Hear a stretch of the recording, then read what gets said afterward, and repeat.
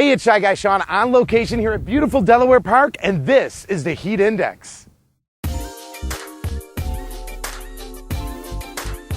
So Mr. Convict Akon has actually been exposed for not really being a convict.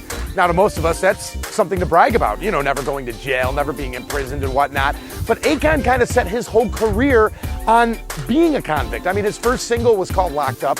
His record label is called Convict Records. After some research by thesmokinggun.com, it turns out that Akon was never locked up or anything of the sort. The only actual conviction Akon even received was about 10 years ago for some stupid gun charge that he got 3 years probation on. So, you know, all this talk about running these car theft rings and running a chop shop and being in jail for 75 years and getting parole, it's all bogus. That means, Akon, you might want to rethink your record label and your whole persona. Maybe wannabe Convict Records would work. Or Probation Records, that's a good one. So here's news that might shock you. Gary Coleman and his wife of 8 months is heading to divorce court. In case you didn't get the memo, by the way, Gary Coleman got married 8 months ago, but apparently it wasn't big news. So instead of going through normal divorce proceedings like everybody else, Gary Coleman decided he'd like to go on divorce court because he's a big fan of the show.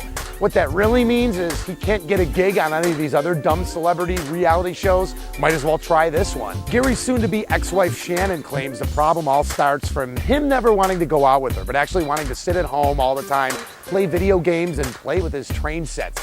You know, there's a lot more juicy info and gossip I'm sure we can wait and see once it airs on TV. Or then again, maybe we won't see it because who really wants to watch him on divorce court? Not me. And Life and Style magazine may be in some hot water for publishing what appears to be a false interview with Lynn Spears, you know, mom of Jamie Lynn and Britney.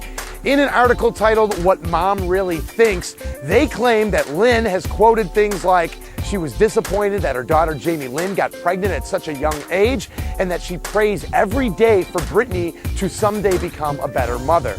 The interview supposedly took place on April 20th when Lynn and a reporter from Life and Style happened to be sitting next to each other on a flight from LA to New Orleans.